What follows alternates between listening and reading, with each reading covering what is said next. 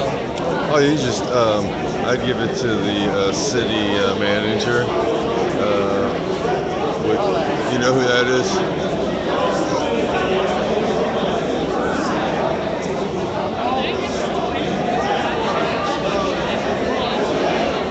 They're going to start back in about 2 minutes. Took a 10-minute break. So,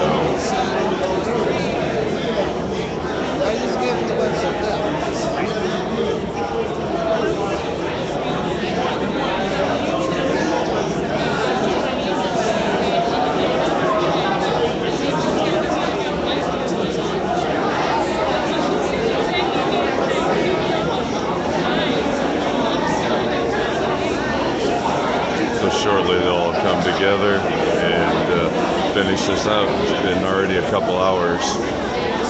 So we have another one Tuesday night when I believe they're going to be signing or possibly getting in the council member to fill Brian Fletcher's seat.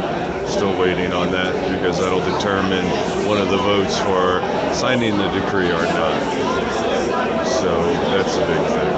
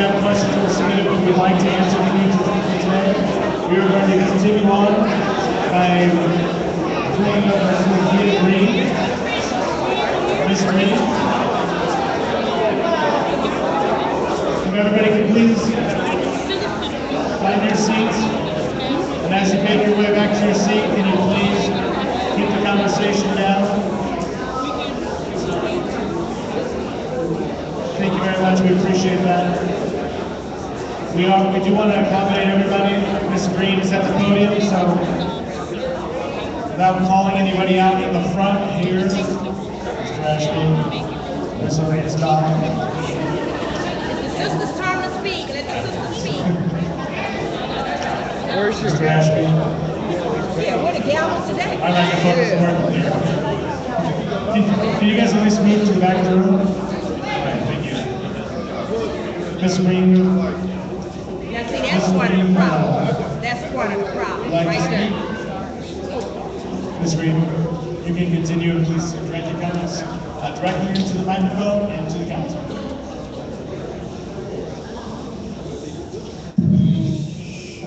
Thank you, everyone. Good afternoon, everyone. My name is Sophia Green, and I'm here to speak on the situation that's going on in Ferguson because my son, whose name is Amanda Green, he was killed in Normandy, and I feel that he was killed by a Ferguson police officer.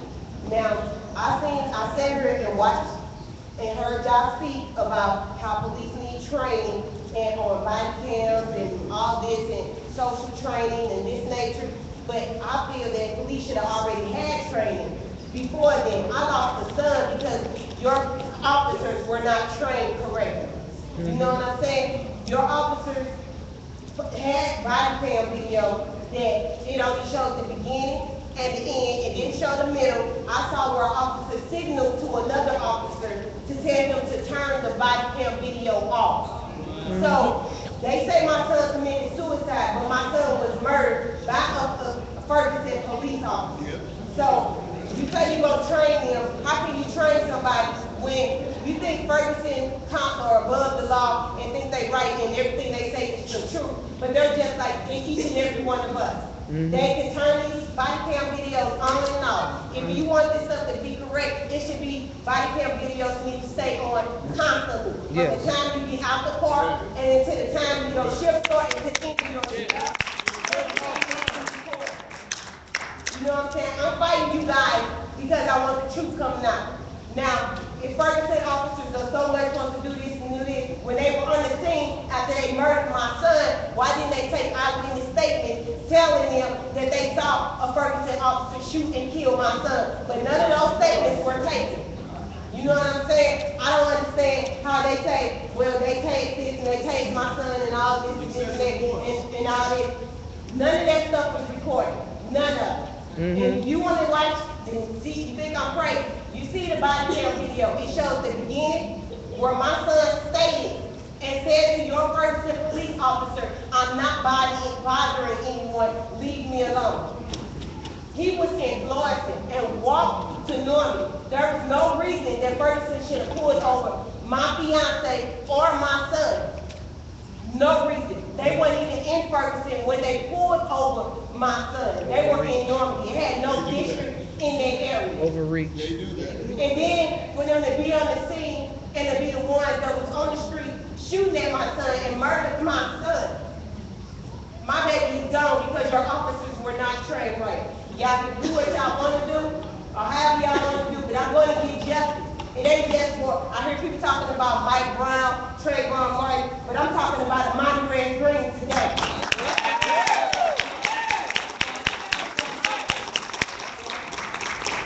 Nothing is wrong. Something needs to be done. It's mighty strange how your police commissioner all of a sudden after that situation happened, resigned and went back to where he came from. What's going on? And then it's mighty strange that my lawyer has been requesting information from Ferguson police and from the officers and everything and not able to receive it, and Ferguson refused to respond. Why should we have to fight and go through all this to try to get some type of justice for my son and y'all won't give up anything? Y'all say y'all want to do things right, then start doing it. Make it stand.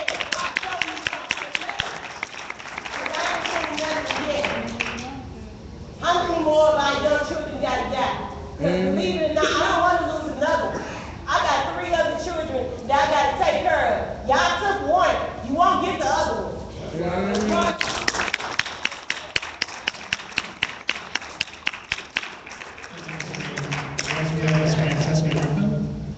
Thank you. All right.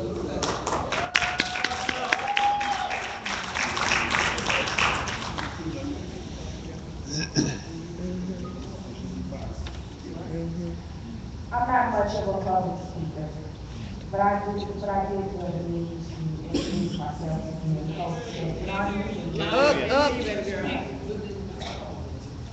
did feel the need to introduce myself to you in hopes that in our meeting, I can provide an alternate perspective in regards to your upcoming decision to sign or not sign the consent decree. I've listened to several of the citizens in the community share their comments on why they feel council should not sign. Some of the reasons behind their opinions were based on financial issues. I heard some say that they thought the degree was asking too much from Ferguson and the officials were represented. Some even said that signing the decree would mean the end of the city of Ferguson altogether. So I considered for a moment what their responses would be if the injustices and harsh treatments that occur throughout our nation actually happened to them instead, to their children, to their loved ones. Would they still feel as passionately as they do now? Would they be so willing to negotiate and prolong the process of obtaining equality and equal rights if it were their rights being infringed upon? Would they be willing to up their right to fair treatment in order to save the city? I will never know the answers to all of the what-if scenarios that run through my head.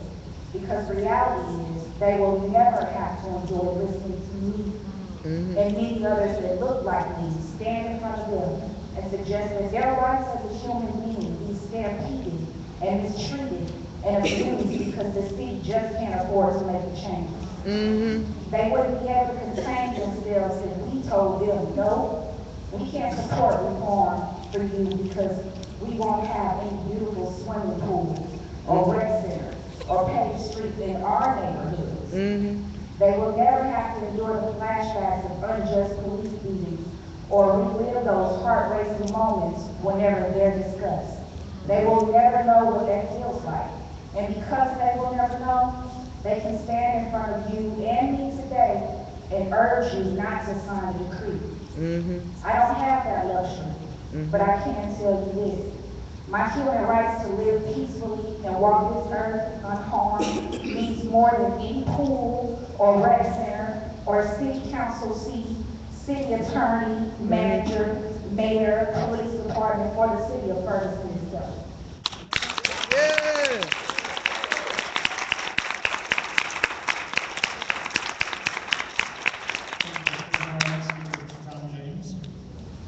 Mr. James still here? Yes, he is.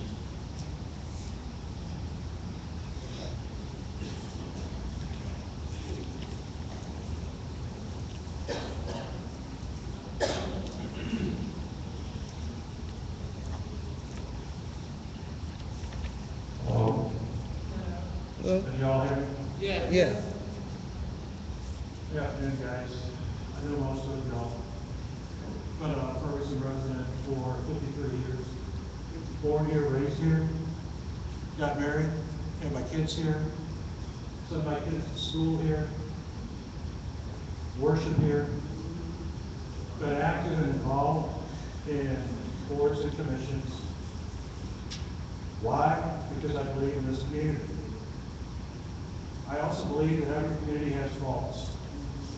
I believe that the spirit of this consent decree is something that we all need to do. But at what cost? And I'm going to mention at what cost. Why? Because there's essential city services that we all want. I mean, I think we all really want the same things. We want a safe place for our kids. We all want equal treatment. Those are unalienable rights, right? And that's what the spirit of this decree is for. Now, it's really boiling down to, unfortunately, a business decision. I hate to say it that way, but it really is, guys. We've only got so much money. And if we're talking about in excess of $2 million, even at $1.5 million, that's 10% of our budget, our operating budget. And who's going to be impacted? The folks that are going to be impacted by this are the folks that are cutting the grass in the parks, filling our potholes, right? The everyday people that are out there working to maintain the infrastructure that we all enjoy. Now, I do agree that we need reforms within the courts and within the police department. But in order for us to facilitate that, especially given us our budget shortfalls, we're going to have to do something. We have to make a decision, and again, a business decision. What is the cost? The cost is going to be the cost, whether we agree to this or not. So which cost do we want to bear? Do we want to have an opportunity to say to ourselves, yes, we have faults? Put these faults in front of everybody and decide up to them in a court of law, or do we want to do it in a court of public opinion? We all want justice, right? That's what we're saying. We all want fairness. I get that. Nobody wants to walk down the street with their looking over their shoulder. I don't care who you are. You want to be able to free to go to the grocery store, enjoy public services, enjoy businesses that are here. But they're not going to be able to exist if there's not people here in which to frequent them. So I guess my time's up. Bottom line is, I'm gonna say, guys, at this point in time, I say no. Do not agree to this consent decree. Okay? Only because of the standpoint of cost. It's gonna cost more to enforce it than it is to fight it and have our say in court. And we say we have our say in court. Unfortunately, it's a bad position for you guys to be in. We are only represented by who we elect. We show up at the polls and we put people in place. That's where we have our voice. We get what we voted for. We get what we voted for, folks. Now, if they don't speak for you. If you want to have them represent you, they will be there. Guys, I voted for some of y'all. I haven't voted for others, please. Have some respect. I respected you while you spoke. Please give me the opportunity. I'm going to say this. I say vote no. I believe that we agree with the spirit of this consent decree. We work forward with that while we make sure to protect ourselves, the city. Overall, there's one thing that we have not seen. We've seen the cost of this, but we haven't seen it in context with the greater budget. And what that's going to mean to people on the street that are out there maintaining our city, that are taking care of it for all of us. And what that means to our property values, which reflects back to the taxes that are in the hands. Thank you all very much, and I appreciate your time.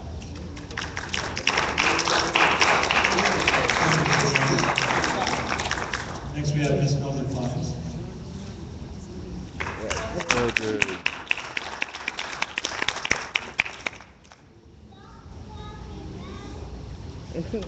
Okay, I just want to say, I'm trying to talk loud enough so people won't say they can't hear me.